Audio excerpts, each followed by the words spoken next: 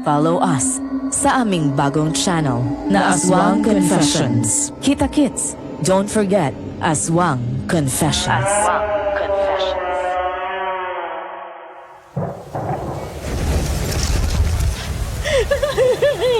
Para niyo nagawa! Tingin niyo ang aking anak! Natabunan ng gumuhong bundok ang aming bahay! Naroon ang aking anak! Opo, Awa niyo na! tutulungan po namin kayo. Kaya lang ay patuloy pang pagguho ng bundok. Delikado na. Pero kailangan na ng tulong ng aking anak. Sir, maawa na kayo. Tulungan niyo kami. Ayun siya, sir. Hindi lang siya makalabas kasi natabunan na ng lupa ang pintuan ng bahay namin. Nanay, gusto namin kayong tulungan pero kailangan po ay maligtas muna ang lahat. Hindi lang naman kayo ang nakatira dito at naapektuhan. Lubay ko yung lahat dyan! Ayan na naman ang malalaking bato na gumuho na sa bundok! Alis kayo dyan! Naku po! Gumuho na naman ang bundok! Lumayo tayong lahat!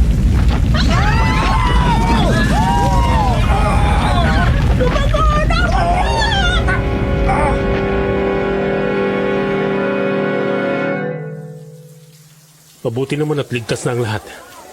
Hindi na nadagdagan ng casualties. May bangkay po kaming nakuha. Kilala niyo po ba siya? Oo, anak ko siya. Naningning, anak ko.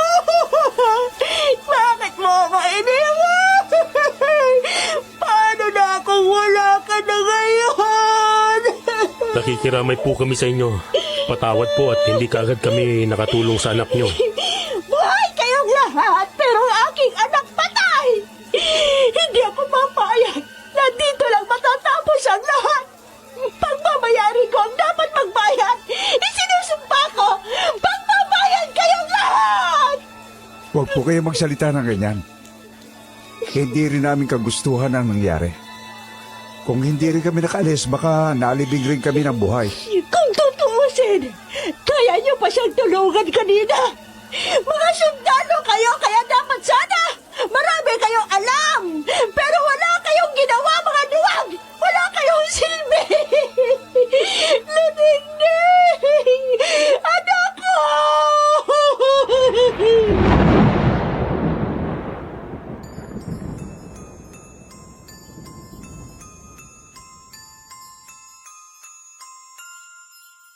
Isang mapagpalang araw, Madam V.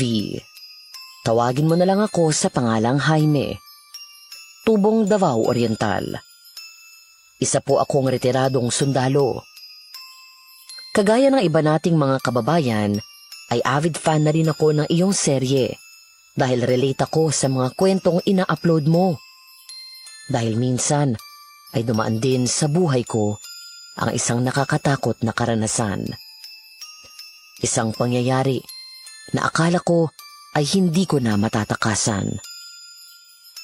Nangyari po ang aking karanasan noong ako'y 21 anyos pa lang at nagsisimula pa lang akong maglingkod sa ating bayan. Nadestino po ako sa Masbate. Hindi ko na lang babanggitin ang bulubunduking baryo na yon para na rin sa kapakanan ng mga taong nasangkot sa aking kwento. Minsan ba ay naranasan nyo na akala nyo ang kasama nyo ay ang taong kilala nyo? Pero sa bandang huli, malalaman nyong hindi pala yun normal na nilalang. Maniniwala ka ba kung sabihin ko sa inyo na maaaring isa itong aswang na may kakayahang manggaya ng anyo? Attention! Sir! Sir! Carry on. May natanggap akong order from National Headquarters. Nakalagay dito na ikaw daw Private Jaime Gakutan, Private First Class Oscar Limzon, Corporal Romeo Magtulis, at yung iba pa na nakasama namin sa nangyaring rescue operation sa gumuhong bundok. You need to report to National Headquarters in 1,300 hours. Pack up your things. Nasa labas na ang 2 truck na maghahatid sa atin sa headquarters. Is that clear? Sir! Yes, sir! Sir!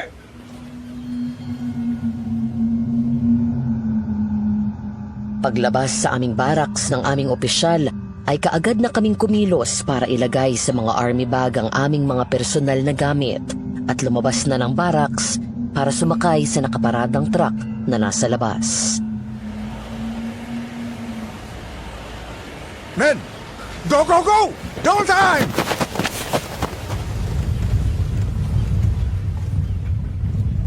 Ano kayang dahilan bakit ang grupo natin ang ipinapatawag sa main headquarters?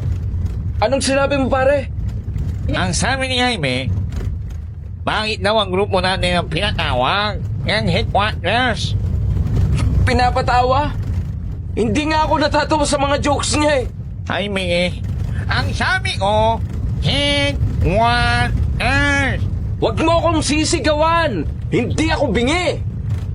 Narinig ko yung sabi niya. Pagdating natin ng headquarters, kailangan nakatawa tayo agad kay sir. Ay nako, pala ka na nga ang buhay mo. Hirap mo mautap eh. Ikaw nga ang mahirap kausap. Hindi ko maintindihan ang sinasabi mo. Ayusin mo kasi ang pagsasalita mo. Hingango ka ba eh? Sabi ko nga, ngongo nga ako eh. Gagalit ka pa. Tama na yan. Baka magkapikunan na naman kayo kung saan na naman yan mapunta. Palagay mo, sir, bakit kaya tayo ipinapatawag ng main headquarters? Hindi ko din alam kung bakit. Malalaman natin yan pagdating natin doon.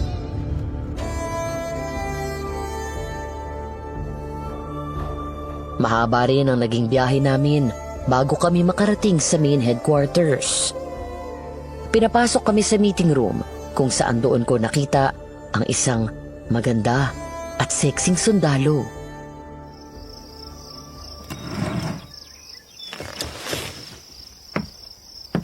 Good day to all. Nandito na ba lahat? 40 soldiers? Yes, Mom! Okay. I am Sergeant Susie Reyes. Pinag-report kayong lahat dito para sa isang Special Rescue Operation Training. Magkakaroon ng boot camp at kayo ang mga napiling isama dito. Rescue Operation Training? Pero, bakit naman, Ma'am? Katatapos lang namin ng training a month ago, hindi ba? Ngayon training ulit? Anong sabi, sir? Training ulit tayo. Bakit training ulit?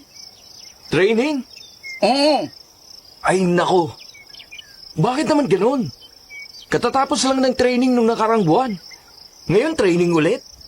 Men, a soldier is always a soldier. And as a soldier, we have to obey first before complaining. Sa akin, ma'am, okay lang basta ikaw ang makakasama ko sa bootcamp. Yes, kasama ako. At makakasama din natin si Master Sergeant Clara Mactal.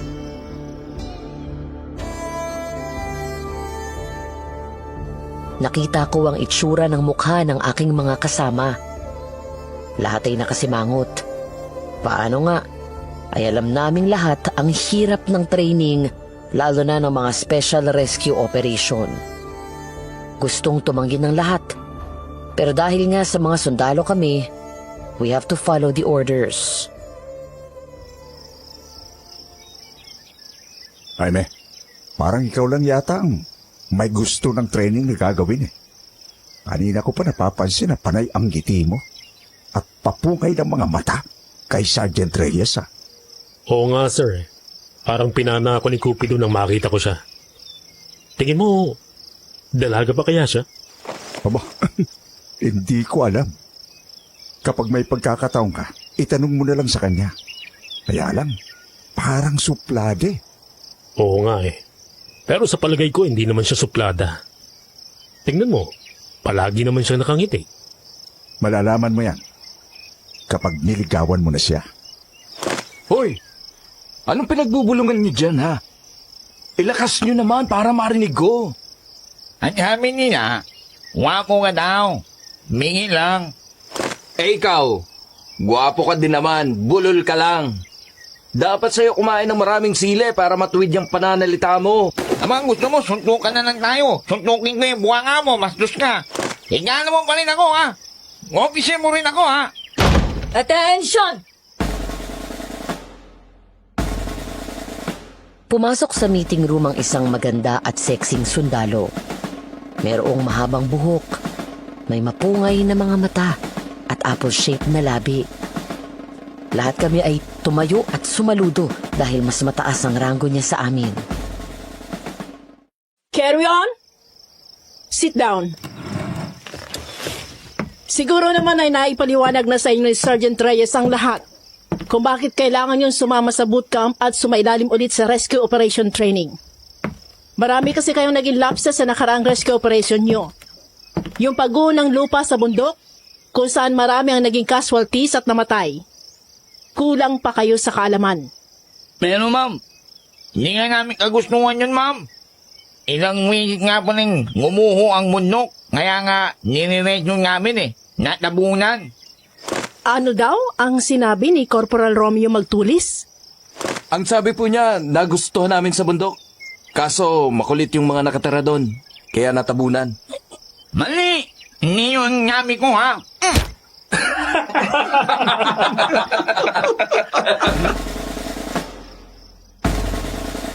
Nagtawanan ang lahat ng naroon sa sinabi ni Oscar. Kaya naman, parang napikon si Romeo. Bigla niyang binatukan si Oscar na hindi nagawang makailag. Boys, stop it! Para kayong mga batang paslit. Ma'am, ang sabi ni Corporal Magtulis, hindi namin kagustuhan ang nangyari. Ilang ulit kasing gumuho ang bundok, kaya yung nire-rescue namin ay naiwan doon at natabunan. Kasi kung hindi rin kami tumakbo papalayo, baka nakasama din kaming nalibing ng buhay. Yun na nga eh. Kung naging maagap kayo sana'y nakuha niyo pa yung bata bago muling gumuho ang bundok, di sana di siya namatay. Di sana walang mga taga-roon na nagreklamo.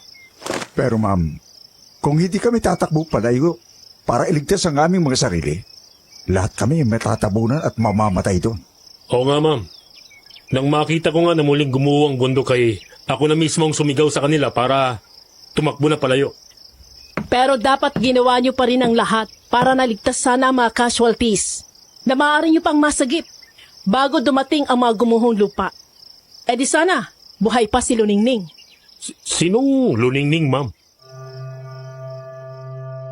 Hindi agad nakakibo si Master Sergeant Clara Mactal. Parang nahilo siya kasi nakita ko na kumukurap-kurap ang kanyang mga mata. Kaya naupo siya sa isang upuan na nasa harapan.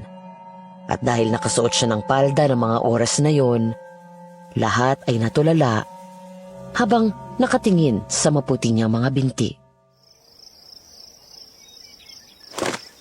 Are you alright, Ma? Yes, I'm okay. Medyo parang nagtataka lang ako. Ano pong nakakapagtaka? Alam ko kanina nasa locker room lang ako eh. Nagbibihis. Nagulat ako, nandito na ako ngayon. Ma'am naman, huwag mong sabihin na nawala ka sa iyong sarili. Never mind. Marami lang siguro ako iniisip. Saan na nga ba ako? Dito pa rin, ma'am, sa meeting. I mean yung topic. Bootcamp, ma'am. Sinabi niyo kanina na kailangan pa ulit nilang sumama sa training para marami silang malaman about rescue operation training. Okay. Lahat ba ay willing sumama sa akin sa bootcamp? Ako ma'am, willing akong sumama sa'yo. Ako rin, ma'am. Sasama ako sa bootcamp. Nos, iyaw talaga, Oscar. Manasik ni, kang maganda. Lumalamas ang bagingin. Gending mo. Oo naman, pare. Ikaw ba, hindi ka sasama sa bootcamp kung ganyan kaganda ang makakasama mo sa training? Abay, sama ako. Ma'am, sama din ako. Tingnan mo na. Natutuwid na din ang salita mo kapag may kaharap kang maganda. Okay. Kung lahat naman ay willing sumama sa bootcamp, bibiyahe tayo papunta sa bootcamp tomorrow morning at 0300 hours. Ngayong gabi, dito na tayo matutulog sa kampo. Matapos ng meeting ay lumabas na sina Master Sergeant Mactal at Sergeant Reyes. Kaya kami naman ay nagpunta sa barracks na ibinigay sa amin para doon kami magpalipas ng gabi. Kinabukasan, 3:00 pa lang ng umaga ay nagbiyahe na kami. Bale, 4 na mahahabang army truck ang aming sinakyan. At ako ang naatasang magmaneho sa isang truck kung saan katabi ko sa unahan si Sergeant Susie Reyes. Ang swerte ko naman. At ako ang nagmaneho ng truck. Nakatabi tuloy kita, ma'am. Yang pagmamaneho mo ang asikasuhin mo, Private. Talasan mo ang mga mata mo. Kasi delikadong paligid. Tandaan mo na driver ang unang binabaril sa mga ambush. Yes, ma'am. Sorry, ma'am. Medyo naging excited lang ako. It's okay. Focus on driving. Nasa iyo nakasalalay ang kaligtasan naming lahat hanggang makarating tayo sa bootcamp. Yes, ma'am. Pasensya na.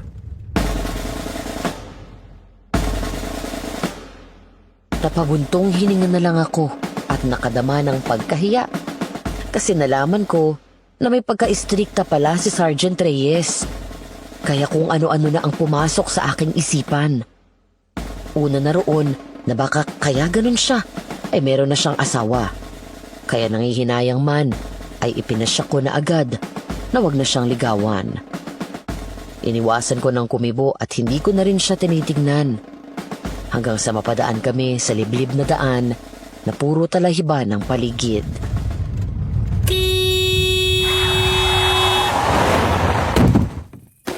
Ano yun, Private Jaime? Kasi ma'am, may tao. Bigla kasing tumawid kaya nabangga ko pero hindi ko naman yung sinasadya. Oh, ano bang tinatanga mo dyan? Check it! Para malaman mo kung gano'n napinsala yung nabangga mo. Yes, ma'am. Anong nangyari? Bakit ka huminto? Sir, may nabangga akong tao. Bigla kasing tumawid ng kalsada pero wala naman dito, sir, ah. Hindi ko alam kung saan siya tumalsik. Men! Search the area! Tingnan nyo kung nasaan na yung tao! Hindi ko naman sinasadya, ma'am. Biglaan eh, kaya hindi ako nakapreno kaagad. Hindi ko naman nakalain na may nakatira pala sa ganitong lugar. Negative, ma'am. Na-search na namin ang buong paligid. Are you sure? Yes, ma'am. Negative. Naku, ma'am. Baka imahinasyon lang yun ni Private. Kasi ako wala din akong nakita na tumawid eh. Ma'am, medyo nakakatulog ka na kasi kanina, kaya hindi mo nakita. Pero sure naman ako na narinig mo yung malakas na kalabog, di ba? Oo, may malakas nga na kalabog. Pero nasan yung sinasabi mo? Sa palagay ko, meron nga siyang nabangga. May bahid na sariwang dugo dito sa bumper ng truck. Oo. Ayan ang ebidensya, ma'am. Oh. Pero kung meron nga, nasaan na siya? Men! Check nyo sa ilalim ng truck! Sa chassis! Move! Pati nga sa ilalim ng truck ay tiningnan namin gamit ang malalakas na flashlight. Wala kaming nakita roon kung hindi ang mga bahid ng dugo. Pero ang katawan ng taong nabangga ko ay hindi namin nakita.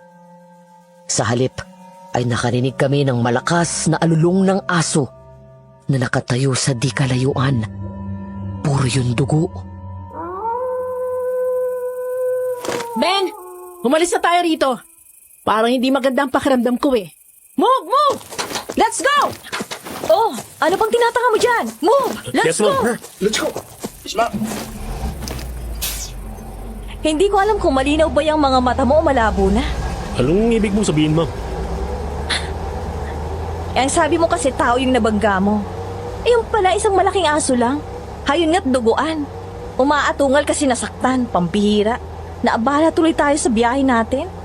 Pero ma'am, sa maniwala kayo o hindi, tao talaga yung tumawid ng bigla kaya nabangga ko. Hindi ko nga alam kung bakit aso yung nakita nating duguan dun eh. Di kaya nagpalit siya ng anyo? Hindi kaya isang aswang ang taong yun? Ang mga yan ay naririnig ko lang sa kwento ng mga taong naka-encounter ng mga ganyan. Nakakatakot daw silang kalaban. Tama ka, ma'am. Pero kahit nakakatakot silang kalaban, hindi ako papayag na basta ibibigay ko ang buhay ko sa kanila. Lalabanan ko sila hanggang sa huli. Oo naman. Ganun naman talaga dapat gawin ng isang sundalo. Kahit gaano kahirap ang pagdaan ng laban, hindi dapat sumusuko. Tandaan palagi na kapag may gusto ka, gawin mo ang lahat para makuha yon. Pero hindi pa rin ako kumbinsido sa paliwanag mo. Kasi doon lang sa Capiz, alam ko meron ng mga ganyan. Pero huwag kang mag-alala, ma'am. Kung meron man na ganyan sa lugar na to, hindi ako papayag na saktan ka nila. Ipagtatanggol kita at sisiguraduhin kong magiging maayos ka. Napatingin ako kay Ma'am Susie. Ngumiti siya ng bahagya sa akin Matapos ay ibinaling na ulit niya sa labas ng bintana ang kanyang paningin. Kaya naman parang muli ay nabuhayan ako ng loob. Nakipagkwentuhan na siya sa akin hanggang sa makarating na kami sa lugar kung saan gagawin ang bootcamp. Dito na tayo, ma'am. Maganda pala at malawak ang lugar na to. Maganda nga para sa bootcamp. Oo, galing na kami dito. Naipahanda na rin namin ang mga kakailanganin sa training. At ang pinakamaganda rito ay yung malapit lang na ilog dito. Ang linis at ang lamig ng tubig. Okay, men? Fall in line. Make 4 lines. Move! Move! Ma'am, yes, ma'am.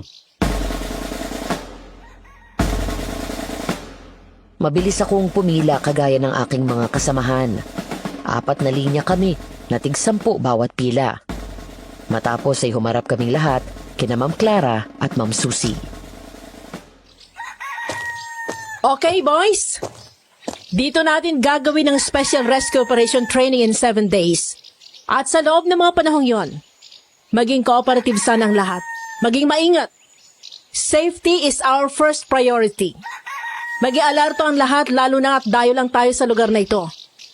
Palagi niyong i-check ang iyong mga firearms. Magkakaroon din ng reshuffle sa magbabantay sa paligid everyday para lahat makasama sa training. Men, is that clear? Ma'am, yes, ma'am. Yes, ma'am. Okay. Sergeant Reyes, pumili ka ng 4 na sundalo na magbabantay today sa 4 na sulok nitong bootcamp. Okay, ma'am. Sina Corporal Benji Saludes, Corporal Romeo Magtulis, Private Jaime Gakutan, at Private Oscar Limson. Sila munang magbabantay for today. Okay. All soldiers na narito, simulan niyo nang itayo ang mga tent, except doon sa mga magbabantay. And one more thing, igawa niyo kami ng tent ni Sergeant Reyes. Kaagad namang kumilos ang lahat ng mga kasamahan naming sundalo. Ibinaba na sa mga truck ang mga gagawing tent at ang mga baon naming pagkain simula sa bigas at mga kasangkapan na paglulutuan nun. Kami namang 4 ay nagbantay sa 4 na sulok ng bootcamp. Ako ang naatasan malapit sa ilog. Noon ko nakita na may mag-asawang dumaan doon. Kasunod nun, lumapit din sa akin si Ma'am Susie na may dalang tasa ng kape.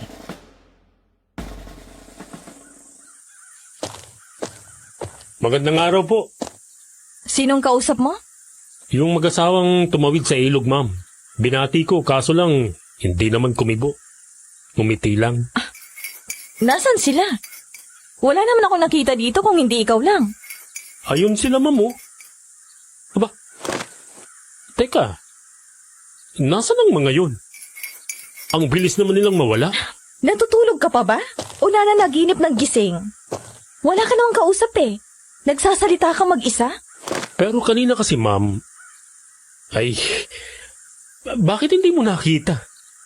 Dumaan na nga dito sa harapan ko at tumawid sa ilog. Mabuti pa, magkape ka na lang oh. Para mainitan niya ang sikmura mo. Para magising na rin yung natutulog mong diwa. Salamat, ma'am. Nang makaalis si Ma'am Susie ay hinigop ko ang kape na ibinigay niya. Pero dahil hindi talaga ako mapalagay, ay lumapit ako sa ilog para tignan yung mag-asawa na nakita ko kanina. Pero wala na talaga sila roon. Kaya bumalik na ako sa aking pwesto. Naupo sa ugat ng malaking puno ng mangga. Anong lagay ng sitwasyon dito, Private?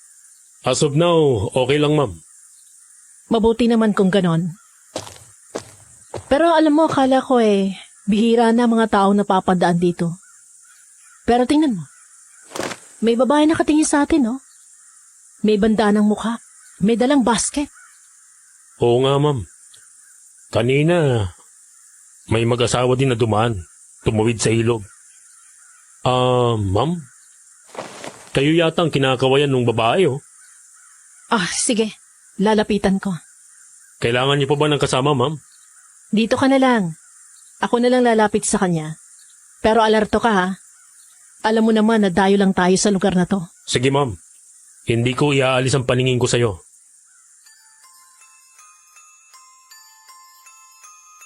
Marahan ngang lumapit si Ma'am Clara sa babaeng may bandana na may dalang basket. Nang makalapit siya sa babae ay nakita ko na iniabot na sa kanya ang basket at matapos noon ay umalis na ang babae. Kaya naman bumalik sa akin si Ma'am Clara. Prutas ang laman ng basket. Mababait naman pala mga taga rito eh. Binigyan ako ng hinog na bunga ng mangga at guyabano. Kaya bilang ganti, ibinigay ko naman sa kanya yung sombrero ko para kapag mainit meron siya magamit. Gusto raw kasi niya magkaroon ng army cap. Oo nga, ma'am. Kaya lang, para silang naiilang sa atin kasi nagmamadaling umalis nang maibigay na sa ang basket. Marami pa daw kasi siyang gagawin sa bahay, kaya nagmamadaling umalis. Tuwang-tuwa nga nang maibigay ko yung sombrero. Oh, gusto mo ba? Kumuha ka na ng Oh, mangga. sige, ma'am, sige. Gusto ko yan. Salamat ho.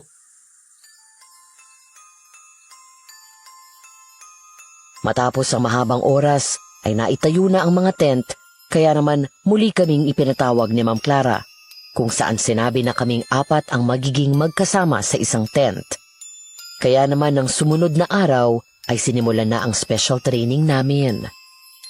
Dinala kami sa malawak na putikan kung saan nakalatag din doon ang mga barbed wire na may nakasabit na mga lata. Mula dito ay gagapang kayo hanggang sa makatawid kayo sa kabila. Iwasan ninyong tumayo o kaya naman ay umupo dahil masusugatan kayo sa mga barbed wire. Ma'am, bakit parang kakaibang amoy ng putik na yan? Parang ang baho naman. Tama ka. Talagang mabaho yan. Dahil hindi yan ordinaryong putik. Mga inipo na tayo ng bakat kalabaw. Ano? Ngain niyang kalamaon ka mga? Ano daw pare? Hindi ko masyadong nadinig eh.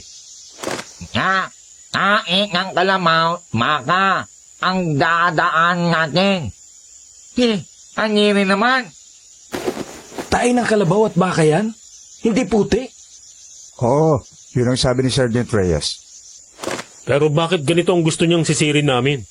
Kung putikan yan, ayos lang, pero tain na yan ang hayop. Sa special training na to, masusukat ang tibay na inyong loob at tibay ng determinasyon. Dahil kahit sa ang laban, hindi lang tapang ang kailangan, kundi tibay din ang isipan.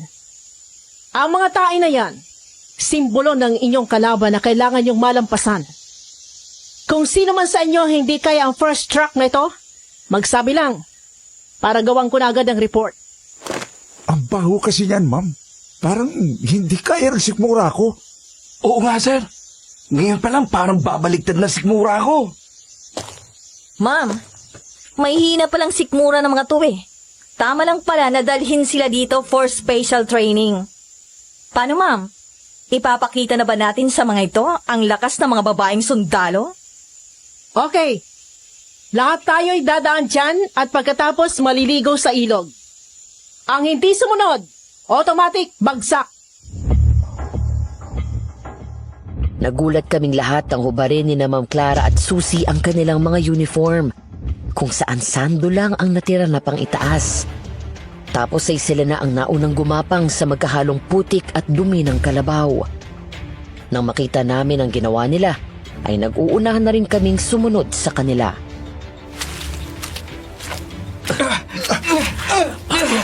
Oh, ang akala ko ba'y ayaw nyo? Bakit ngayon nag-uunan pa kayo? Basta ko. Ang susunod kay Ma'am Clara. Ha? Sige sir. Kasunod mo na kami. Arlene! Nansunod sa'yo! Unto ko ng dungki, ma'am nga lang. Puro kayo manyakis. Bahala kayo dyan, basta sa akin si Ma'am Susie. Narinig kong pangalan ko ah. Sinong susunod sa akin? Ako lang, ma'am. Narina ako.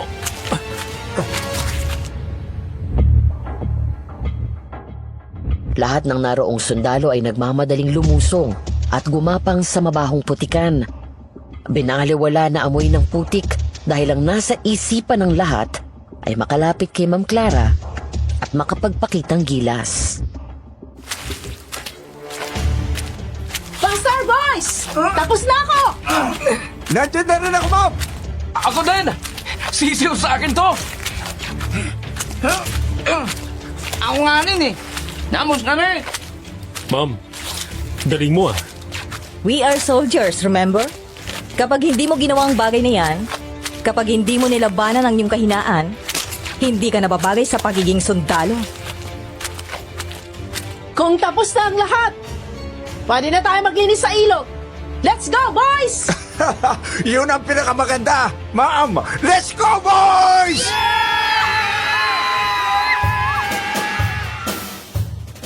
Nang tumakbo na patungo sa ilog sina Ma'am Clara at Susie, ay nagsunuran na kaming lahat. Pagdating doon ay para kaming mga bata na nagtampisaw sa ilog. Panay ang tawanan at harutan.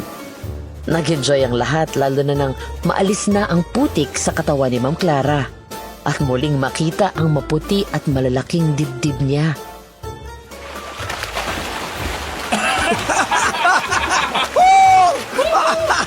Boys! Sandali! Bakit, ma'am? May problema ba? Parang may mga matang nakatingin sa atin kanina pa. Sang banda, ma'am? Sa likuran ng malalaking bato na yon. Check yung madali. Men, Pero mag-iingat kayo, ha? check the area. Sir.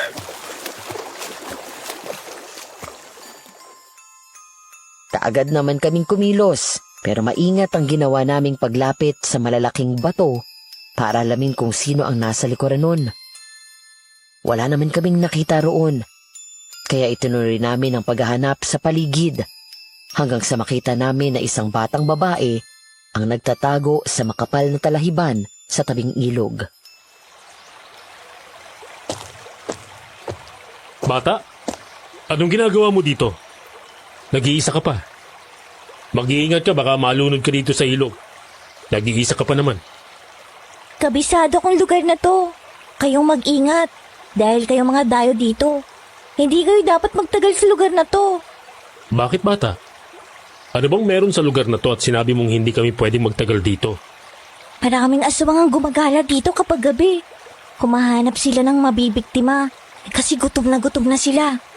Kapag nakita nila kayo, tsak na mag-uunahan sila para kainin kayo. Bata, mga sundalo kami. Huwag mo kaming takutin ng ganyan. Kwentong barbero lang yan. Tingnan mo nga, ang ganda ng lugar na ito at tahimik pa. Oo, tama ka.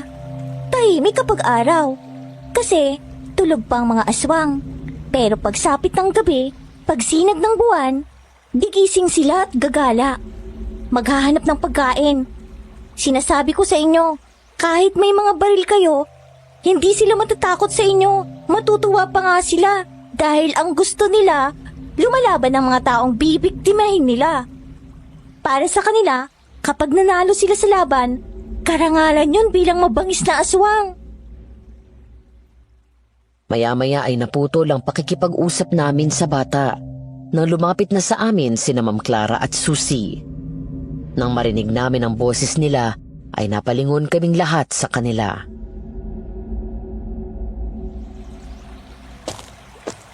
Anong nangyari? Nakita niyo bang sinasabi ko sa inyo? Oo, ma'am. Isang bata lang pala eh. Eto po. Private Kakutan, nasaan na yung bata na kausap natin? Ma'am, kanina nandito lang eh. Nakatayo bago lumapit si Ma'am Clara. Naku naman, gumawa ka na naman ng kwento, Private Gakutan. Ngayon ang damay ka pa. Dalawa na ko ni Corporal Saludes. Pero ma'am, hindi talaga kami gumagawa ng kwento. Nandito talaga yung bata na kausap namin. Kaya lang biglang nawala nung dumating kayo. Hindi man lang namin naramdaman na nakaalis na siya. Kung totoo man ang sinasabi niyo, ano naman ang ginagawa ng isang bata sa lugar na ito? Anong sinabi niya sa inyo? Ang sabi niya ay delikado ang lugar na ito kaya dapat na tayong umalis. Marami raw aswang na gumagala sa gabi dito. Maniniwala naman kayo sa pananakot ng isang bata? Aba, hindi ma'am. Sinabihan ko nga yung bata na ang mga sinabi niya ay kwento-kwento lamang at walang basyan. Hindi ko alam kung anong iisipin niyo sa akin ma'am, pero papunta pa lang tayo dito. Mayroon lang mga nangyayaring kakaiba. Yung nabangga ko, tapos yung mag-asawang nakita ko, tapos itong bata. Bigla na lang silang nawawala na parang hangin. Tinatakot mo lang ang sarili mo, Private Jaime. Una sa lahat, yung mga nangyari, ikaw lang ang nakakita nung nabangga mo. Sabi mo tao, yan pala aso lang. Tapos yung mag-asawa, ikaw lang din ang nakakita. Hindi ko naman nakita. Tapos ngayon, bata naman. Kayong dalawa pang nakakita pero nawala din? Ano yun? Hindi naman ako gumagawa ng kwento, ma'am. Hindi ako mahilig na magsinungaling. Palagi akong totoo sa mga sinasabi ko. Kahit sa nararamdaman ko, palagi yung totoo. Nasa iyo na lang yun kung ayaw mong maniwala. Na unang kita ko pa lang sa'yo. Gusto na kita. Private Jaime Gakutan, umayos ka ha? Alalahanin mo na superior mo pa rin ako. Alam ko yun, ma'am. Sorry pero sinasabi ko lang sa'yo na sa lahat ng bagay na sinasabi ko, totoo lahat yon, kahit sa damdamin ko. Nako, Sergeant Reyes, ito palang si Private Gakutan ay may paghangat pagtingin sa'yo. Kaya pala napapansin kong malalagkit niyang mga tingin nung una pa lang. Kaala ko nga sa akin may crush sa'yo pala. Pero bagay kayo ha. Hoy, Private Gakutan, dalaga pa tong si Sergeant. Ikaw ba binata pa? Ma'am naman, parang pinagrereto mo na kami niyan ah. Yes, ma'am. Binatang binata. Single and available. Parehas kayong dalawa dahil sa ating trabaho wala na sigurong panahon sa pag-ibig. Kaya hanggang ngayon puro single tayo. Ma'am Clara, single din ako. Ah? Saka ako yung may crush sa'yo. Hindi mo ba napapansin na malalagkit kung tingin?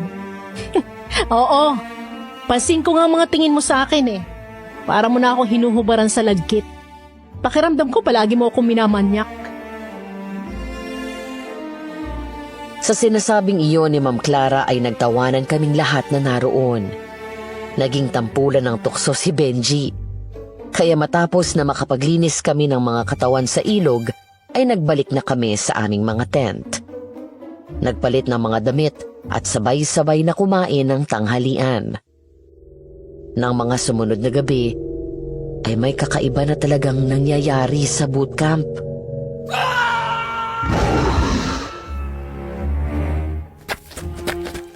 Anong nangyari, Jaime? Sino yung sumigaw? Kadarating ko lang dito, sir. Nakarinig lang din ako ng malakas na sigaw kaya ako tumakbo dito. Baka yung kasama nating nakatokang magbantay dito ang sumigaw. Tingnan ninyo. Naiwanan niya ang kanyang barel. At mayroong mga bakas ng dugo. Nga, mana sa paligid na ang laban. Hanapin natin. Ingat lahat. Tama siya. Kirusa! Ayun!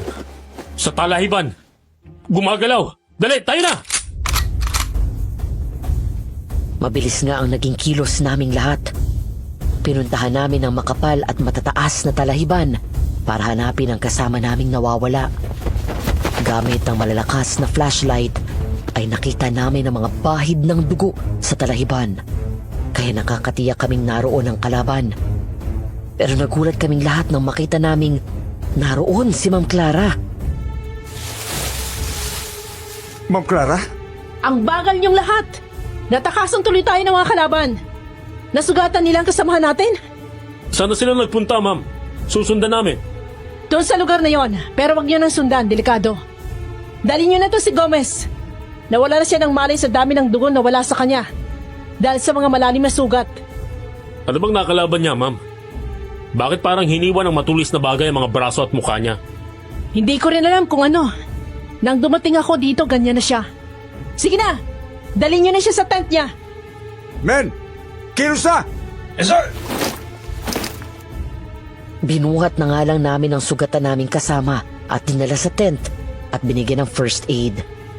Doon ko napansin na kakaiba si Ma'am Clara. Napakasungit niya ng gabing yun.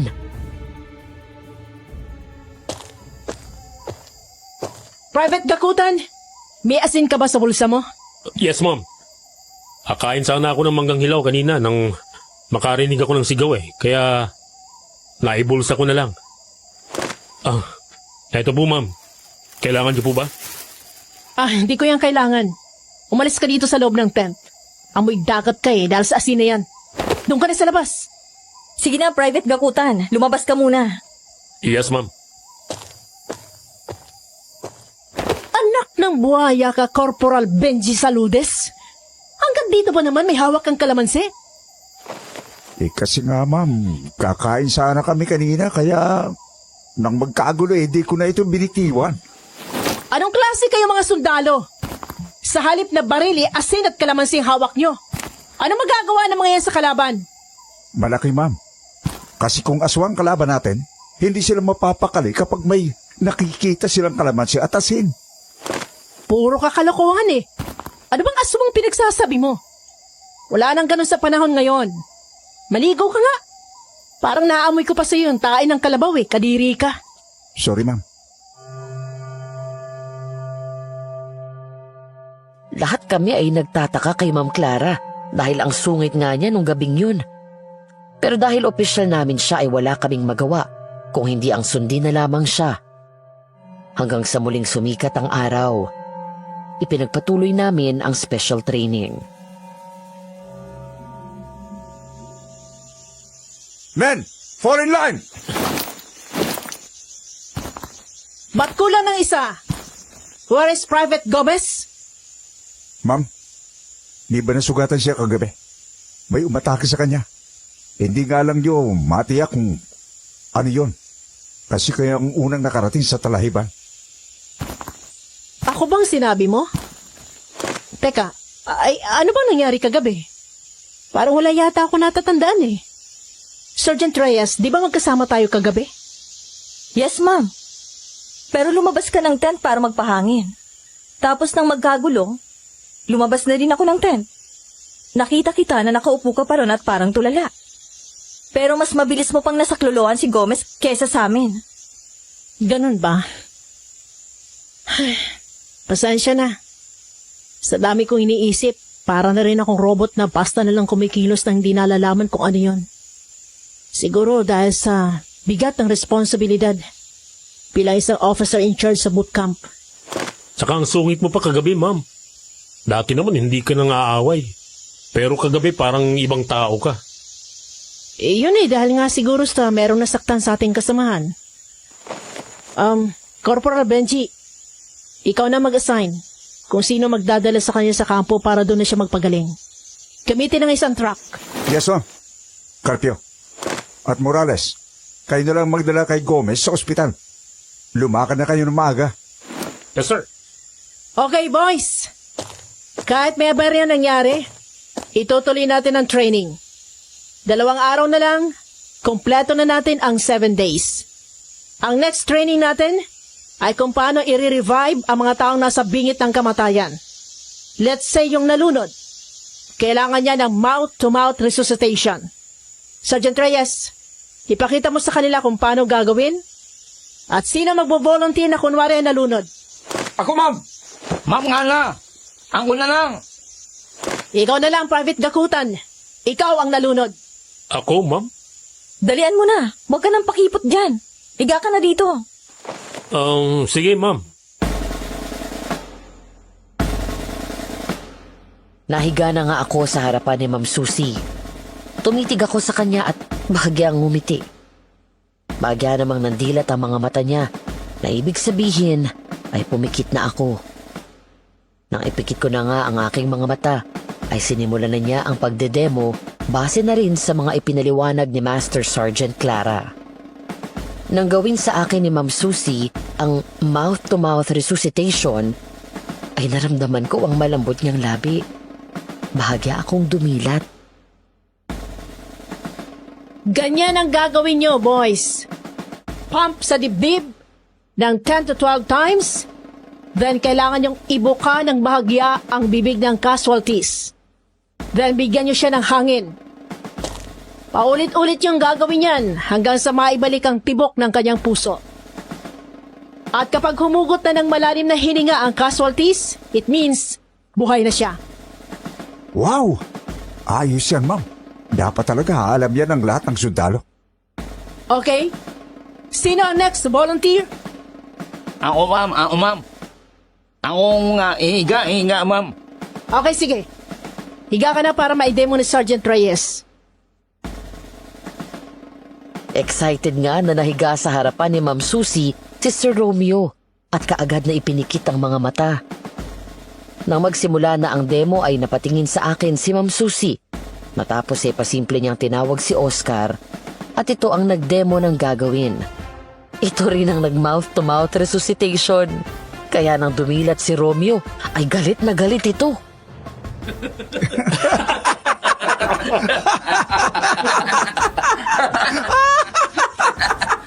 Mingit ka! Kaya pala, ang bait ang lasa ng hanik mo. Saka ang ngasmang ng uso. Ikaw pala yun eh. At hindi si Ma'am Lucy. Eh sabi ni Ma'am, ako daw ang pumalit para matuto ako eh.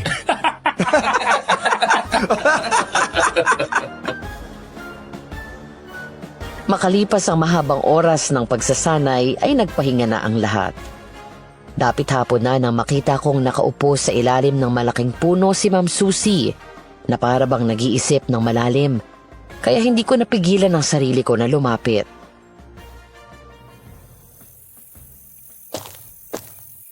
Ma'am, mukhang malalim ang iniisip mo ah. May problema ka ba? Wala. Okay lang ako. Hoy Jaime ha. Huwag mong isipin yung nangyari kanina ha. Bahagi lang yun ng pagsasanay. Oo ma'am, alam ko naman yon. Pero hindi na yun mawawala sa isip ko. Lambot pala ng labi mo. Lalo tuloy akong na-inlove sa'yo eh. Sa totoo lang, parang yun din ang first kiss ko sa lalaki. Ikaw pa lang ang una. Mali. Ang papa ko pala. Ang papa ko pala una kong nahalikan, pero sa pisngi lang. Pero sa labi ikaw pa lang. Pero bahagi yun ng training. Gusto mo bang maramdaman yun ng may feeling? Yung hindi na bahagi ng training? Ha? Baka may makakita sa atin eh. E di sa likuran tayo ng malaking puno na ito. Alam ko naman na meron ka na ring pagtingin sa akin, hindi ba?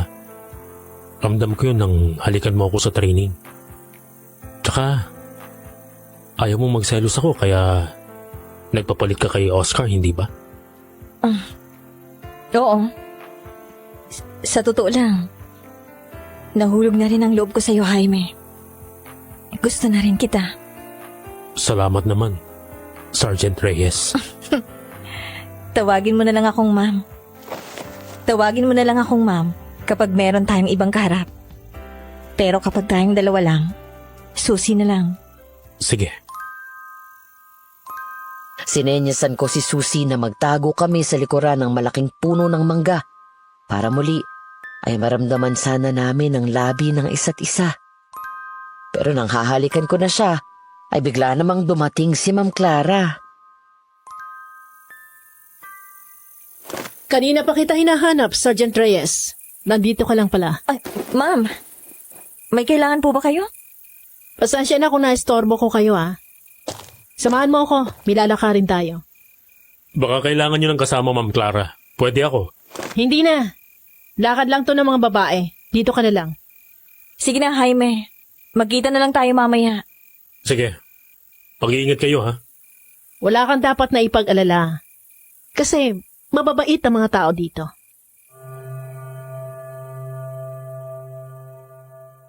Wala akong nagawa kung hindi ang tanawin na lang sila habang naglalakad palayo sa aming kampo.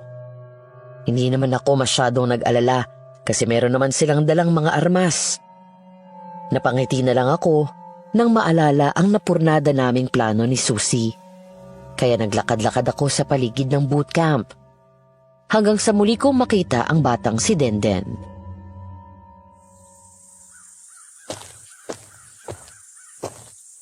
Nagsisimula ng masama nilang plano sa inyo. Habang may oras pa kayo, umalis na kayo dito. Wala kayong magiging laban sa mga aswang. Tingnan mo ang nangyari sa isa ninyong kasamahan. Bakit alam mo ang mga bagay na yan, bata? Ikaw nga ang dapat na umuwi kasi nag-aagaw ng liwanag at dilim. Papagabi na. Malapit lang ang tirahan namin ng apo ko, sir. Tama siya. Dapat na kayong kumilos habang may oras pa. Ang grupo ng mga aswang ay pinagpaplanuhan na kayo. Kung gayon, totoo nga merong ngaswa nga sa lugar na ito? Ibig sabihin ay aswang sumalaki kay Gomez, kaya ganun ang klase ng sugat niya? Oo. Ang aswang ang sumalakay sa kanya. Panimula pa lang iyon. Sinusubukan lang nila kung ano ang mga susunod ninyong gagawin. Pero hindi nga kayo naniniwala na may aswang, kaya binabaliwala ninyo lang ang sinasabi namin. Salamat, Tatang. Pero hindi na rin naman kami magtatagal dito. Bukas ang huling araw namin dito at alis na kami. O siya, mag-iingat kayo. Lalo ka na, Sir Jaime. Tama, Sir Jaime. Pangalan mo yung narinig ko. Ikaw ang gusto nilang mabihag. Pero sobrang ingat mo. Alagi kang may mga kasama kaya hindi ka nila makuha. O sige, kami ng apo ko ay aalis na. Sana ay huwag ninyong baliwalain ang aming mga babala. Wala na ang maglolo. Subalit parang hindi pa rin ako makamove on sa aking narinig. Nagtatanong ako sa aking sarili. Bakit kilala ako ng mga aswang na sinasabi ng maglolo? Bakit gusto nila akong mabihag? Anong atraso ko? Private Jaime Gakutan. Tayo na, nakahanda ng pagkain. Mamaya ka na mag-isip kung ano man yung iniisip mo. Yes, sir. Bumalik na ba si Ma'am Clara at Susie? Madilim na kasi. Hindi pa. Pero palagay ko ay pabalik na ang mga yun. Bakit mo naman kami hinahanap? Kasi ma'am, madilim na eh. Susundan ko na sana kayo kung hindi pa kayo nakakabalik ni Ma'am Susie. Nandito na kami. Wala ka nang dapat ipag-alala. Siya nga pala. May dala kaming pagkain. Para sa atin. Masarap to. Nakahanda na rin ang pagkain sa mahabang lamesa mo. Para sa ating lahat yon. Pabayaan mo na sa kanila mga pagkain yon. Paminsan-minsan naman dapat pa iba ang pagkain natin sa kanila. Utusan mo mga bantay na sumabay na sa pagkain. Tapos tayong dalawang pupwesto doon sa pwesto nila. Sina Sergeant Reyes naman sa kabilang pwesto. Kasama ni na Private Gakutan at Corporal Magtulis.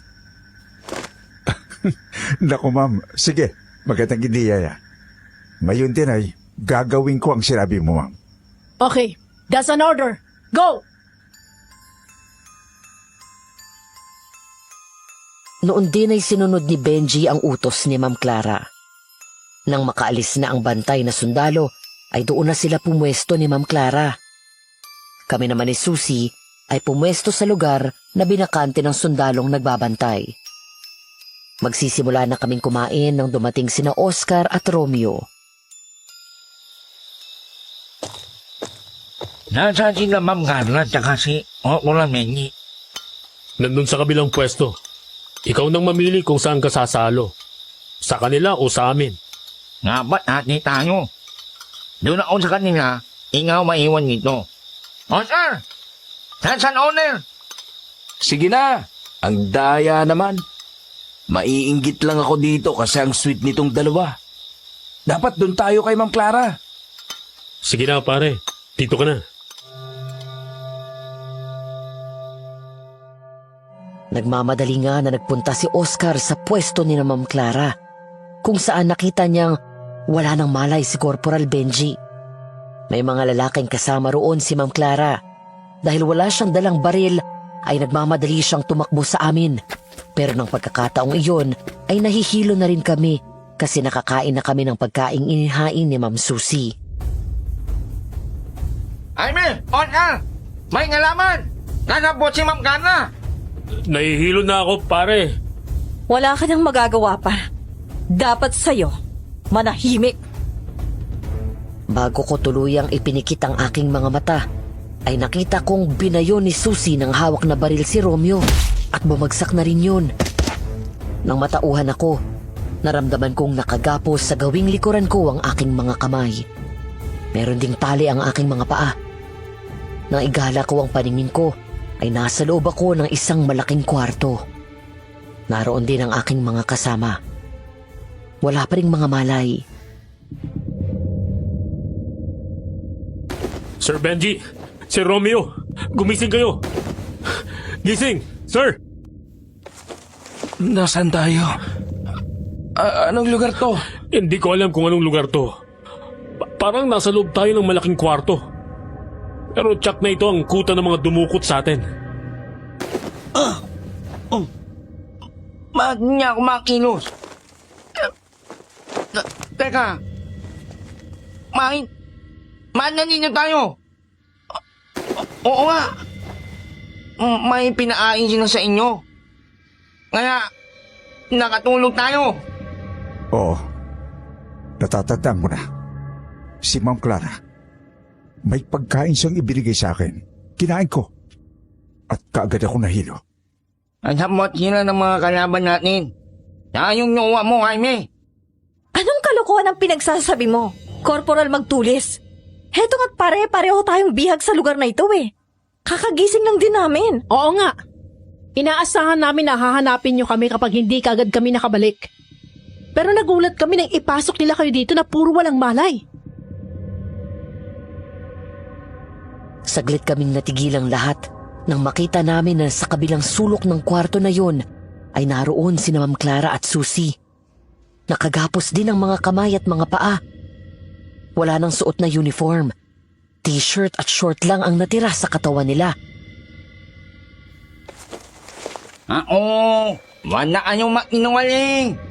Hindi nga kami naniniwala sa laban ninyo. Nasa mo ngayon ng mga dumukot namin. Oo nga. Ikaw pa nga nagpakain sa akin, Susie. Nagtiwala pa naman ako sa'yo. Pero hindi ka pala mapagkakatiwalaan. Hoy Jaime ha, wag mo akong pagbibintangan ng bagay na hindi ko ginagawa ha. Paano kitang pakakainin? Inauna kaming nadukot ng mga kalaban. Naunsyamin nga yung halik mo sana sa akin na unggoy ka eh. Tama si Susie. Sigurado ba kayo na kami yon? Paano mangyayari yung kung kanina pang alas 5 ng hapon ay nandito na kami? Inalisan nga nila kami ng uniform mo. Oo naman. Hindi kami maaaring magkamali. Kayo talaga yon.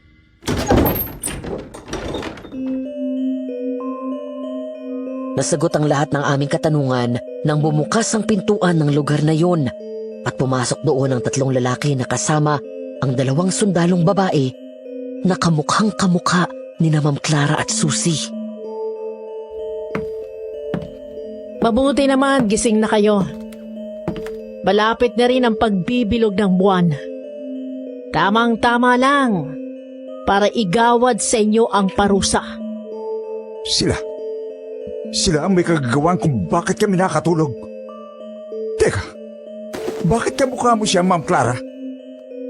Sige, ipapaliwanag ko sa inyo. Total, ilang oras na lang naman mamamatay na rin kayo. Kami ang mga aswang na may kakayahang gayahin ang itsura ng mga tao o ng hayop na gusto naming gayahin. Kagaya ng ginawa namin sa 2 babae na yan na una naming binihag para makuha ang kanilang uniforme at maisagawa ang planong pagdukot sa inyong 4 na may malaking atraso sa akin. Ano bang atraso namin sa inyo? Bakit ganun na lang ang galit nyo? Pati si Ma'am Clara at Susie, idinamay mo pa. Nanlaki ang mga mata ko at napalunok nang magbago ng anyo sa aming harapan ng 2 kaharap namin na gumaya sa anyo ni na Ma'am Clara at Susie. Ang matandang si Aling Nena ang gumaya sa anyo ni Susie at ang matandang babaeng aswang ang gumaya sa anyo ni Ma'am Clara. Hindi ba't kayo yung matanda sa kabilang baryo? Yung nakatira sa paanan ng gumuhong bundok? Madalas pa din pala ang iyong memorya. Tama ka. Ako ang ina ng batang namatay doon na natapunan ng lupa. Isinumpa ko sa harapan ng bangkay ng aking anak na pagbabayarin ko kayong 4. Kaya kayo lang talagang dinukot namin at dinala dito. Pero walang may kagustuhan ng nangyari. Gusto namin kayong tulungan ng mga panahon na yon pero sa lakas ng ulan at ilang ulit na gumuho ang bundok. Dahil sa inyong kapabayaan kaya nangyari yon. Konting oras na lang sana at makukuha niyo na sa loob ng bahay ang aking anak. Kung hindi mahina ang kalooban niyo at tumakbo kayo palayo. Pare-pareho po tayong malilibing ng buhay doon kung hindi tayo umalis. Pagkatapos ng pagguho, sinikap naman namin na makuha siya kaso lamang... Kaso lamang ay patay na siya. Kaya ginawa ko ang lahat para maibalik kayo sa lugar na ito. Para makapaghiganti ako sa inyo. Nagawa ko yon sa tulong ng babaeng opisyal nyo. Natatandaan ko kayo. Kayo yung nagbigay sa akin ng basket ng prutas. Yung nanghingi ng sombrero ko. Tama ka. Dahil sa sombrero ko, ay naisagawa nitong si Lucita ang pagkontrol sa utak at katawan mo. Ikaw ang napili namin kasi ikaw ang pinakapinuno nila. Kaya pala minsan ay parang nawawala ka sa sarili mo, Ma'am Clara. Sila pala ang kumukontrol sa katawan at utak mo. Tama kayo. Ginawa ko yon para papaniwalain kayo na walang aswang sa lugar na ito. Para maging kampante kayo at magawa namin ang aming plano. Kung galit kayo sa aming apat, baka pwedeng kami na lang ang bihagin at patayin nyo. Huwag nyo lang idamay sina Ma'am Clara at Susie. Tama. Pakawalan nyo na sila. Wala naman silang kasalanan sa inyo. Tumigil kayo! Alam kong mahalaga sa inyo ang mga babaeng yan. At higit na magiging masakit sa inyong kalooban kapag namatay sila na kayo ang dahilan. Lalo ka na, Jaime. Kaya uunahin ko na ang babaeng mahal mo para maranasan mo ang sakit na naramdaman ko nang mawala ang pinakamamahal kong anak. Ako na po nakikiusap. Huwag niyong idamay si Susie. Mahal ko siya. Kaya palayain niyo na sila ni Ma'am Clara. Nakilala na nila kami. Kaya damay na sila dito. Hindi kayo magtatagumpay. Dahil sa mga oras na ito, ay alam kong hinahanap na kami ng aming mga kasama. Nagkakamali ka dyan. Dahil kagaya ng sinabi ko, kami, ang mga aswang na may kakayahang gayahin ang gusto naming gayahin. May mga kasama na kami naroon sa bootcamp na ginaya ang mga anyo nyo, kaya kampante lang sila roon. Hindi nila iniisip na mga impostor na ang mga kasama nila. Lalo pangat asuot nila ang mga uniforme nyo. Kaya magagawa namin ang aming plano nang walang kahirap-hirap. Tayo na. Ihanda na natin ang gagamitin nating ritual. Malapit ng pagbibilog ng buwan. Sabay-sabay na nating ialay ang mga ito. Nang lumabas ng kwarto sina Aling Nena at ang iba pang aswang, ay saka lang namin napansin na wala na nga pala kaming mga suot na uniforme. Kahit mga sapatos namin, wala na. Boys, papayag ba tayo na dito na magtatapos ang lahat? Hindi, Ma'am. Kasalanan namin to. Kaya kahit anong mangyari, hindi kami papayag na dito lang matatapos ang lahat. Tama ka. Mga sundalo tayo. Lalaban tayo hanggang dulo. Oh, ano man yung nangyayari? Hilos na! Private Limison, kalagan mo ng tali si Jaime gamit ang bibig. Corporal Magtulis, ikaw naman kay Saludes. Ha? Ano yun, ma'am? Kalagan mo ako ng tali. Gamit ang bibig mo. Oo, sige. Yun lang pala eh. Saglit lang. Mabilis nga na kumilos ang lahat. Talagang mahigpit ang pagkakatali sa aming mga kamay. Pero dahil desperado na kaming lahat na makaalis sa sitwasyong iyon, ay pinili talaga naming makawala sa pagkakatali. Nang lumuwag ang tali sa aking kamay at makalag iyon, ay inalisan ko naman ang tali si Oscar. Matapos ay kinalagan ko na rin si Susie. Salamat, Jaime. Kagaya ng sinabi ko, magdaraan muna sila sa ibabaw ng bangkay ko bago kanila masaktan. Mamaya ng ligawan. Nasa gitna pa tayo ng laban. Kalagan nyo na ako, dali! May dumating. Balik kayo sa dating pwesto. Kunwari nakagapos pa tayo. Jaime, sa likuran ka ng bito. Yes, sir. Nang pumasok nga ang isang lalaki, ay inakala niya na nakagapos pa ang mga kamay ng aking kasama. Nang lapitan niya si Susie para kunin, ay doon na ako kumilos. Dinamba ko siya at sinuntok. Pero nagulat ako nang hindi man lang niya ininda ang pag-atake ko. Kasunod noon ay nagbago ang anyo nito. Pambihira, hindi man lang ininda ang suntok mo. Alalahanin mo, sir. Hindi ordinaryong tao ang mga kalaban natin. May salimaw ang mga to. Bago pa ako makalayo, ay nadamba na ako ng aswang. Sinakal ako at ibinalibag sa dingding. Noon naman kumilos ang iba ko pang kasama at pinagtulungan na atakihin ang aswang.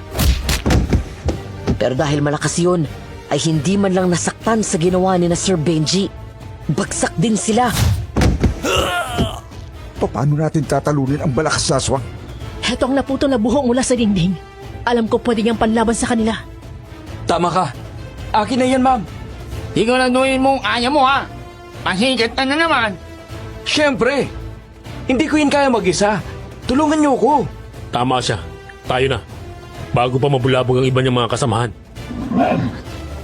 Pinagtulungan ulit namin kalabanin ang aswang hanggang sa maitarak nga ni Oscar ang matulis na buho sa kanyang dibdib. Nakatanaw kami ng pag-asa dahil doon. Kinuha namin ang piraso ng mga buho na naroon. Kung ganun, matulis na sibat o buho talaga ang makapapatay sa kanila. Tayo na, hanapin natin kung saan nila nilagay ang mga armas natin. Sige, huwag na tayo maghiwa-hiwalay. Lalo na't may kakayahan silang manggaya ng anyo. Tama si Sergeant. Kailangan meron tayong palatandaan sa isa't isa. Alam ko na, lahat tayo, butasin natin ang ating mga damit sa bandang tagiliran. Sa malapit sa ilalim ng kilikili. Dalihan nyo! Tama si Ma'am Clara. Kilos na. Kung magkakahiwalay tayo at may lalapit sa inyo, dapat ay may butas ang damit dyan. Dapat ay may password din. Gaya ng maliwanag ang buwan. Tapos, ang sasagot, sa madilim na kalangitan. Tama si sir. Sige, simulan na natin ang Operation Takas. Gabayan sana tayo ng Diyos sa pinakamabigat na labang ito. Tayo na! Dahan-dahan nga kaming lumabas sa kwarto na yun, kung saan nakita namin na isa pala yung malaking lumang bahay na mayroong maraming kwarto. Nang marinig namin ang mga ungol ng aswang sa labas ng bahay, ay natiyak namin na nagsisimula na sila sa ginagawang ritual. Kaya hinanap namin kung saan nila inilagay ang mga baril namin hanggang sa matagpuan namin sa sumunod na kwarto. Dito tayo sa likod ng bahay dumaan. Nasa harapan ng mga aswang at nagsasagawa ng ritual sa bilog na buwan. Sige, mauna na kayo ni Ma'am Susie. Samantalahin natin habang abala pa silang lahat doon. Hindi magtatagal. Malalaman nilang nakatakas na tayo. Kapag hindi nakabalik ang kasama nilang kukuha sana sa akin. Tama ka, ma'am. Kaya tayo na. Eksakto namang bukas ang pintuan sa likuran ng malaking bahay. Malawak na kakahuyan ng lugar na yun. Kaya nang makalabas kami roon, ay sinamantala na namin ang pagkakataon para makalayo sa bahay ng aswang. Hanggang sa marinig namin ang malakas na sigaw ni Aling Nena. Kumalat kayong lahat! Nakatakas ang mga bihag! Patayin niyo silang lahat! Alam na nilang nakatakas tayo. Humanda kayong lahat. Kabisado nila ang lugar na ito. Kaya hindi talaga tayo basta makakatakas. Mauna na kayo, ma'am. Isama mo si Susie. Haharangin namin sila. Tama si Jaime. Mauna na kayo. Hayaan na sila! Paputukan natin! Narinig nga namin ang mga paparating na mga yabag. Kasunod ang kaluskus ng mga nababaling sanga ng kahoy at pagdurog ng mga tuyong kahoy na naapakan ng mga humahabol sa amin. Unang sumulpot ang dalawang malalaking asong itim na galit na galit. Tinatablan din pala sila ng bala. Yun nga lang, hindi sila ganun kadaling patayin. Sa ulo niyong puntiryahin! Kapag wasak na ang kanilang utak, kasunod ang hihina ang kanilang katawan. Sige naman. Tumakbo na kayo. Corporal Magtulis. Private Limson. Back up kayo nila, ma'am. Sige, tayo na, ma'am. Mag-iingat ka, Jaime. Magkita tayo sa ilog, malapit sa bootcamp. Huwag kang sisira sa pangako mo. Sige, mauna na kayo. Kami nang bahala ni Sir Benji dito. Kailangan may pumigil sa kanila para makalayo kayo. Basta't maghihintay ako sa iyo. Ngumiti lang ako ng matamis kay Susie matapos ay muli kong hinarap ang mga paparating na aswang. Muli kong inasinta ang ulo ng mga yun. Dalawa pa sa aswang ang nasa pool ko. Ganon din naman ang ginawa ni Sir Benji. Kailangan naming magtipid sa bala. May mga nasa pool din siya. Tayo na, Jaime! Sundan na natin sila! Sige sir, kasunod mo na ako. Ayun na sila. Kailangan na nating umalis. Hindi natin sila makakaya kung dalawa lang tayo. Tama ka. Dapat pala naniwala na tayo sa sinasabi nung maglolo na malapit lang ang bootcamp natin sa grupo ng mga aswang na nakatira dito. Patuloy kaming tumakbo ni Sir Benji para takasan ang mga humahabol sa amin. Pero may pagkakataon na saglit kaming titigil para paputukan ang mga aswang na humahabol sa amin. Kapag mayroong tinamaan sa kanila, ay tumitigil din sila sa paghabol at nagtatago sa likuran ng mga puno. Malaking tulong din sa kanila ang dilim ng gabi. Hindi kayo makakalayo! Bago sumikat ang araw, magiging bangkay kayong lahat! Maaari nga mangyari ang gusto mo. Pero hindi ko ganun kadaling ibibigay ang buhay ko sa'yo. Lalaban kami hanggang sa huling patak ng aming dugo. Hindi kami mahirang sundalo na gaya ng iniisip nyo. Lumabas kayo! Magsabayan na lang tayo! Ano pang hinihintay ninyo? Salakayin niyo sila! Kumanda ka na, Jaime. 2 magasin na lang ang reserba ko. Kung ito na ang ating katapusan, lalaban na ako hanggang dulo. Tama ka sir. Mamatay man ako dito. Ang mahalaga ligtas si Susie. Sayang nga lang. At hindi ko na maipaparamdam sa kanyang pag-ibig ko. Tapusin na natin ang 2 yan para masundan pa natin ang mga kasama nila! Sugod! Sige! Sumugod kayo! Harapin nyo kami! Huwag kayong magtago sa dilim, mga kampo ng kadiliman! Tara! Laban na! Sige, lapit pa! Salubungin niyo ang bala namin! Sabay nga kaming nagpaputok ni Sir Benji. Kaya ang mga naunang aswang na nakalapit sa amin ay nasa pool at bumagsak. Pero dahil hindi nga sila ganoon kadaling patayin, ay kinailangan pa na ilang ulit paputukan. Kaya mabilis na naubos ang mga bala namin. Jaime, ang itak at patalim na lang ang tangi nating sandata. Handa ka na ba? Sige sir, handa na ako. Ngayong wala na silang armas, patayin nyo na sila! Masyado ng maraming oras ang nauubos natin dito! Sugod! Mga kasama! Buong tapang nga namin na hinarap ang 4 na aswang na naunang nakalapit sa amin gamit ang itak at patalim. Pero dahil higit silang malalakas, mababangis at maliliksi kesa sa amin, ay nagtamo kami ng malalalim na sugat sa kamay at katawan dahil sa matatalas na kuko at pangil ng mga aswang. Hanggang sa pareho na kaming bumagsak ni Sir Benji. Pareho kaming sugatan. Masaya akong nakilala at nakasama kita, Private. Ang tapang mo. Ikaw din sir. Hindi mo ko iniwanan. Ngayon, ang katuparan ng aking pangako sa aking anak ay magaganap na. 2 kayong lalabain ko! Sige! Gawin mo na kung yan ang makapagpapaluwag sa kalooban mo! Patayin mo na kami! Yun talaga ang gagawin ko! Mamatay kayong 2! Ipinikit ko na lang ang aking mga mata dahil alam kong yun na ang aking katapusan. Wala na akong lakas para lumaban. Marami ng dugo ang nawala sa akin. Pakiramdam ko ay mawawalan na ako ng malay. Pero nang malapit na sa amin si Aling Nena, ay may bumaril sa kanya. Layuan mo si Jaime! Walang hiya ka! Binaril mo ko. Walang hiya ka! Oo! Nagbalik kami para iligtas sila. Kasama na namin ang buong tropa. Mamamatay ka! Ah! Walang iyakang babae ka! Pinatay mo si Nena! Mamamatay din kayo! Dahil alam ko sa mga sandaling ito, ubos na rin ang mga tauhan nyo! At pabalik na dito ang mga tauhan ko! Yun ang akala mo. Pero mga impostor na pinadala nyo sa bootcamp ay nahuli ng lahat at wala na sila. Madaling nakilala mga impostor na aswang. Paano nangyari yon? Bakit nasira ang mga plano namin? Dahil tinuruan ko sila ng mga gagawin nila.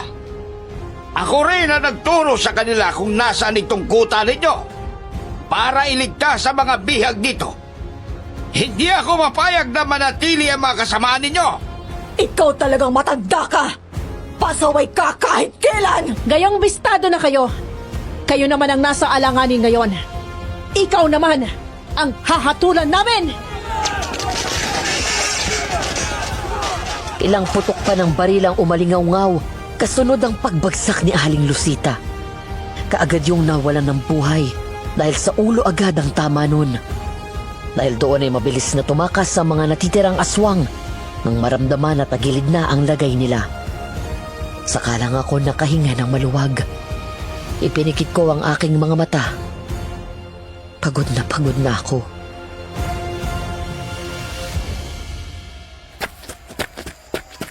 Jaime! Jaime! Nandito na ako. Bumalik ako para iligtas ka. Jaime! Ang dami mong sugat. Diyos ko, Jaime, sumagot ka. Huwag mo naman akong iwan, no? Di ba sabi mo mahal mo ako? Nangako ka, di ba? Hanggang sa uli, ma'am, ikaw pa rin nasa isipan ni Jaime.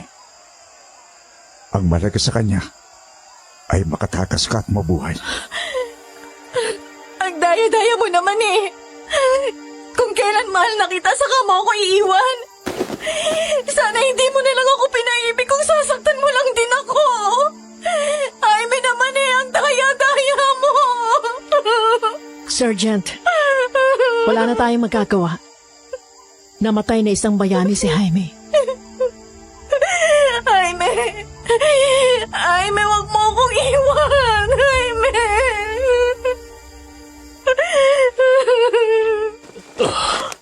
Hindi naman kita iniwan eh. Jaime! Sobra lang akong napagod sa dami ng walang dugo sa akin. Dahil sa malalalim na sugat. Akala ko talaga wala ka na. Niyakap ako ng mahigpit ni Susie. Doon ko nadama ang pagmamahal niya. Nangako naman ako sa kanya na mamahalin ko siya habang ako ay may buhay. Matapos noon ay tumayo na ako at hinarap ko ang maglolo. Salamat po sa lahat ng tulong nyo. At pasensya na kayo kung hindi agad ako naniwala sa mga sinasabi nyo. Ako ang dapat na magpasalamat sa inyo. Kasi naiganti nyo na kami sa mga aswang na pumatay sa amin.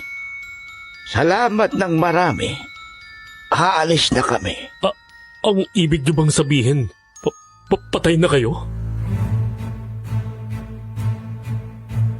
Hindi na sumagot si Lolo Manuel. Bagkus ay ngumiti na lang sila ng kanyang apo. Lumakad ng kaunti papalayo sa amin. Kumakaway sila sa amin habang unti-unting naglalaho. Nang wala na sila, ay hindi pa rin makakibo ang lahat. Lalo na nga at naisip na pareho na palang kaluluwa ang maglolo na tumulong sa amin. At yan po ang aking nakakatakot na karanasan, Madam Venus, na minsan sa buhay ko ay naka-encounter ako ng aswang at mga kaluluwang hindi matahimik dahil naghahanap pala ng katarungan sa kanilang kamatayan. More power po sa inyong channel, and God bless.